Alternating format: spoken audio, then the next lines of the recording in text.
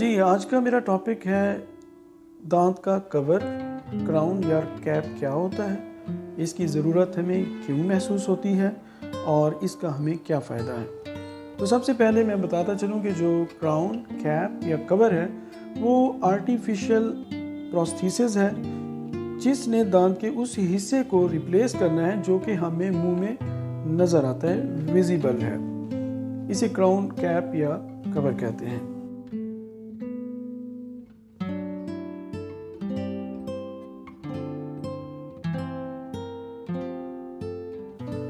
एक अक्सर सवाल जहन में आता होगा कि आखिर मैंने रूट कनाल करवाई है, मैंने दांत की फिलिंग करवाई है, तो ऐसा क्या है कि मुझे क्राउन भी करवाना पड़ेगा।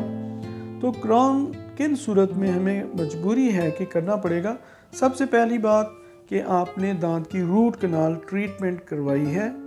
इसमें ये नहीं देखा जाएगा कि दांत की वॉल्स मौजूद हैं या नहीं है, क्योंकि दांत की जब रूट कनाल ट्रीटमेंट होती है तो अच्छा वाला स्ट्रक्चर जो है उसको उसकी कैनाल्स तक पहुंचने के लिए हमें कट करना पड़ता है या उसको साफ़ करना पड़ता है, जिसकी वजह से बिल्कुल थिन सी वॉल्स आ बचती हैं। तो उसमें रिस्क यही होता है कि आफ्टर फिलिंग जो है आपका क्राउन जो है वो टूट सकता है, दांत का जो नेचुरल क्राउन है वो टूट सकता है। तो ऐसी सूरत में हमें उस पर क्राउन, कवर या कैप लगानी पड़ती है। दूसरी चीज़, जब आप पेशेंट हमारे पास आया है, उसका आधे से ज़्यादा जो दांत का स्ट्रक्चर है लॉस हो चुका है, ग्रॉसली कैरियस दांत है, उसमें भी हमें जो है ना क्राउन मस्ट है। तीसरा, फ्रैक्चर, अगर कोई ट्रामा हुआ है और दांत जो है वो फ्रैक्चर हो चुका है, उसकी भी प्रोटेक्शन के लिए, मतलब हमें दांत को प्रिजर्व करने के लिए हमें क्राउन करवाना पड़ेगा।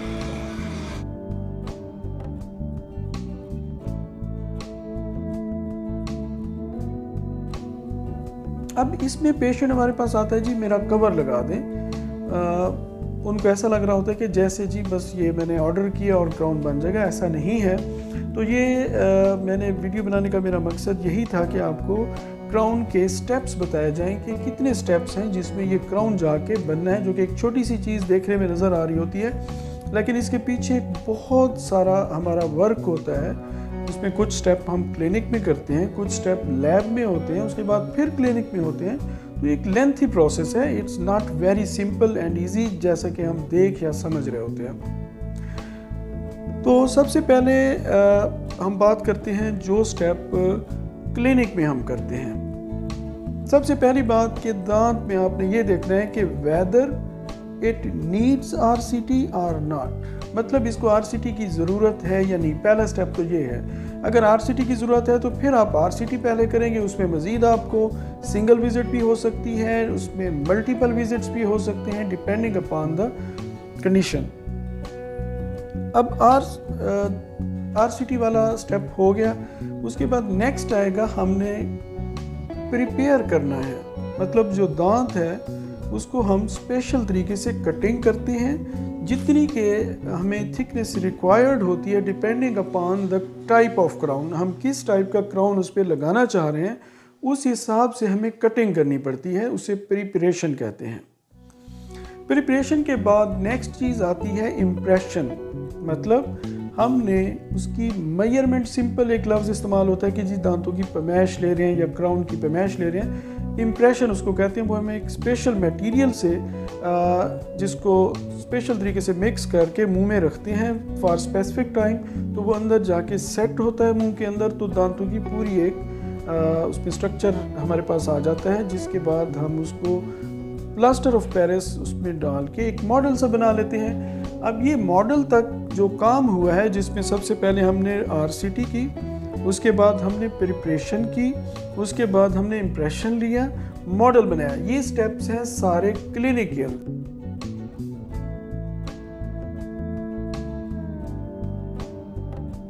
अब ये मॉडल तक जो काम हुआ है, जिसमें सबसे पहले हमने आरसीटी की, उसके बाद हमने प्रिपरेशन की, उसके बाद हमने इम्प्रेशन लिया, मॉडल बनाया। ये स्टेप्स हैं सारे क्लिनिक के अंदर, ठीक है। इतने स्टेप क्लिनिक के अंदर है, ये क्राउन बन रहा है। उसके बाद हमने भेज दिया लैब में।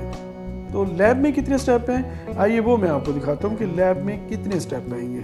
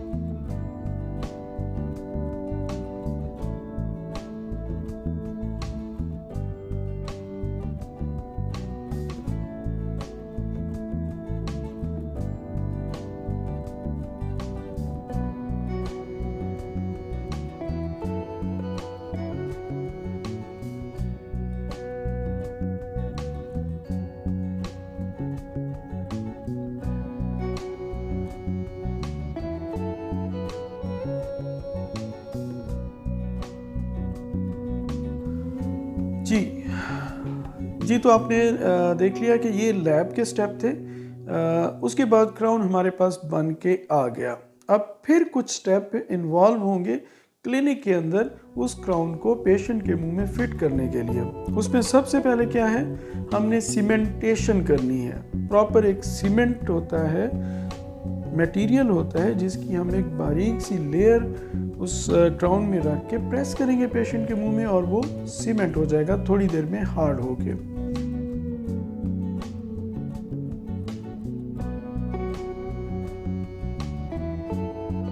इसके बाद सीमेंट कर दिया हमने, थोड़ी बहुत पेशेंट के मुंह में और लैब में जब बनाते हुए मामूली सा अगर कोई फ़र्क आ जाता है तो हमें हाई स्पॉटिंग करनी पड़ती है। मतलब कोई जगह अगर ऊंची है, पेशेंट फील कर रहा है कि मुझे च्यू करने में इशू हो रहा है, तो उसकी स्पॉट ग्राइंडिंग होगी। ये एक नेक्स्ट स्टेप है।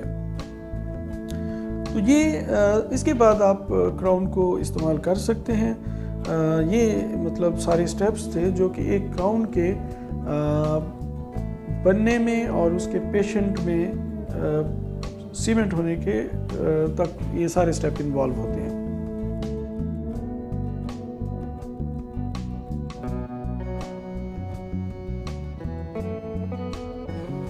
आपने क्राउन लगवा लिया, उसके बाद क्या ऐसी प्रिकॉशंस हैं जो आप लेंगे तो आपका जो क्राउन कवर या कैप है वो ज़्यादा अरसे तक चलेगा। उसमें सबसे पहली बात तो ये आती है कि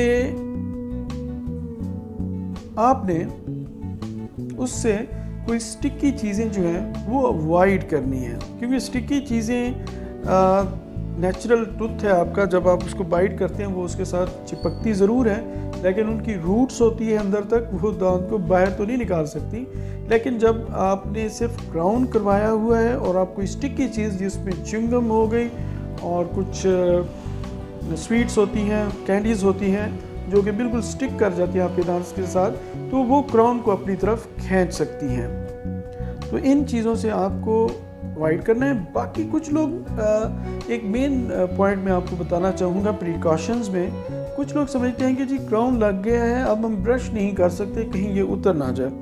तो ऐसी बात नहीं है, आप उसको नॉर्मल तरीके से ब्रश करें, उल्टा आप उसकी ब्रश अच्छे तरीके से करेंगे। अगर वहाँ पे कोई फूड पार्टिकल फंसते हैं तो आप उसकी डेंटल फ्लॉस से क्लीनिंग भी करेंगे, तो उससे उसकी जो सपोर्टिंग टिश्यू है, गम्स हैं क्राउन के साथ, वो बेहतर होंगे, जिससे क्राउन की लाइफ बढ़ेगी।